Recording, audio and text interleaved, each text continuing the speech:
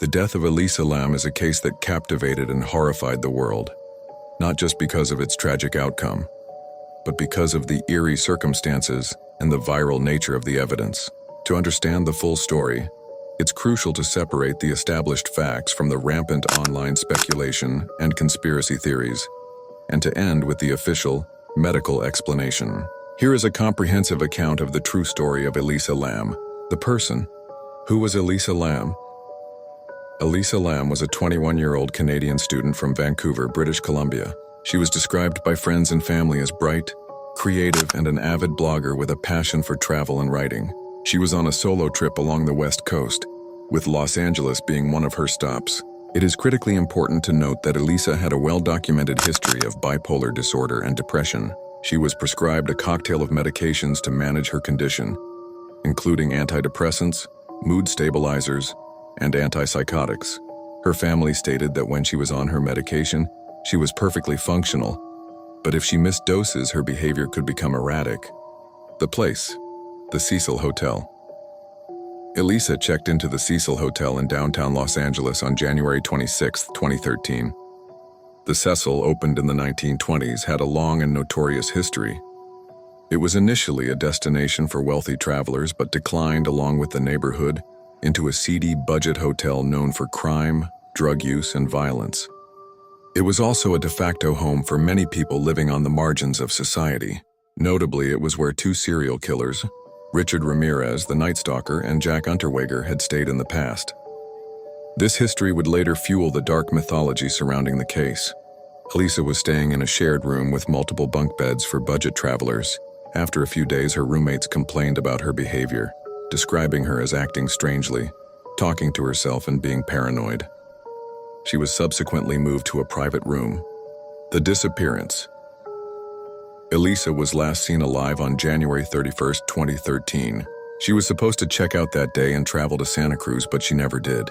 Her parents, unable to contact her, grew worried and reported her missing on February 1st. The LAPD launched an investigation. They reviewed the hotel's guest list, interviewed staff and guests, and searched the building. They found no sign of her. Her suitcase was packed in her room, but her prescription medications were left out. This was a significant red flag, as it suggested she had not taken her medication, which could lead to a manic or psychotic episode. The eerie video. On February 6, 2013, with the investigation stalling, the LAPD released a 4-minute edited clip from the hotel's elevator surveillance footage, hoping the public could help identify her behavior or whereabouts. The video became a global sensation. It shows Elisa entering the elevator and pressing multiple buttons. The doors do not close. She peers out into the hallway, seemingly hiding or talking to someone just out of view. She then gestures with her hands in a way that appears strange and disjointed, almost like she's playing a game. At one point, she steps completely out of the elevator, then back in, pressing all the buttons again. Finally, she moves into the corner of the elevator, out of view. The doors eventually close. She is never seen exiting the elevator in the video. The footage was immediately and intensely analyzed. Online sleuths speculated about everything. Was she hiding from someone? Was she possessed? Did the elevator malfunction because of a supernatural presence? Was it a cryptic message or a game like Bloody Mary? Crucial context often ignored. The video was heavily edited by police to show only the relevant parts. The malfunctioning door was likely just the hotel's slow old elevator system. The hold door open button was probably engaged. Furthermore, her hand gestures, while odd, are not inconsistent with someone experiencing a psychotic episode or severe paranoia. The discovery. For nearly 3 weeks, there was no sign of Elisa. On the morning of February 19, 2013, hotel guests began complaining about low water pressure and a strange taste and discoloration in the water coming from their taps. A hotel maintenance worker, Santiago Lopez, was sent to investigate the water tanks on the roof. He climbed a ladder to the top of one of the 4 1,000-gallon cisterns.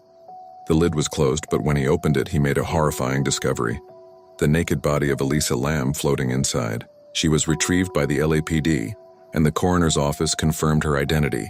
The water supply for the entire hotel had been coming from the tank, containing her decomposing body. The investigation and the theories. The discovery unleashed a wave of theories both online and in the media. Foul play, how did she get to the roof? The access door was locked and alarmed and required a key. How could a small woman lift the heavy 810 lb lid of the water tank and close it behind her? Was someone at the hotel involved suicide? Was this a tragic but intentional act? This seemed unlikely given the physical challenges of accessing the roof and tank. The supernatural. The hotel's dark history led many to believe something paranormal was responsible. The game connection. A popular online horror game, Slender Man, involves a tall, thin figure, and some drew parallels between Elisa's hand gestures in the video and the game's mythology. This was purely coincidental. The official conclusion. The facts and science. After a thorough investigation, the Los Angeles County Coroner's Office released its final report in June 2013. Cause of death: accidental drowning. Contributing factors: bipolar disorder. The official findings were as follows. No signs of trauma. The autopsy revealed no evidence of physical assault, sexual assault, or defensive wounds. The toxicology report showed she had her prescribed medications in her system, but at therapeutic levels, not overdose levels. It was designed to alert the front desk if opened, but it had been broken for some time and was not repaired. Furthermore, the fire escape next to the water tanks provided a route that did not require going through the alarm door. The water tank. The lid of the tank was found open, not closed, when the maintenance worker arrived. He closed it before calling police, a detail that was initially miscommunicated but later clarified. This eliminated the biggest physical impossibility of the case. She did not need to close the heavy lid behind her. The most likely scenario.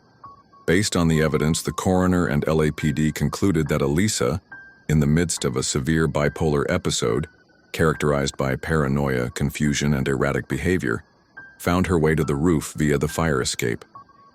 Believing she was being pursued or needing to hide, she climbed into the water tank. Once inside, she was unable to get out. The interior of the tanks are smooth with no handholds, and the lid was out of reach. She drowned accidentally. The case was officially closed, ruled a tragic accident stemming from the unintended consequences of her mental illness. The aftermath and legacy. The Lam family filed a wrongful death lawsuit against the Cecil Hotel, by then under new management as Stay on Main, citing negligence in security and guest safety. The suit was settled out of court for an undisclosed sum. The Cecil Hotel permanently closed in 2017. The case remains a powerful cautionary tale about several modern phenomena. The dangers of online sleuthing. The internet's rampant speculation turned a personal tragedy into a public horror story, causing immense pain to Elisa's family. The stigma of mental illness. The focus on the mystery often overshadowed the real issue at the heart of the case. A young woman struggling with a serious but manageable condition. The power of viral media. The elevator video is a prime example of how context-free footage can be misinterpreted and mythologized on a global scale. In the end, the death of Elisa Lam was not a supernatural mystery or a perfect crime. It was a deeply sad, preventable accident, a result of a combination of a personal health crisis and a dilapidated hotel's failure to provide a safe environment.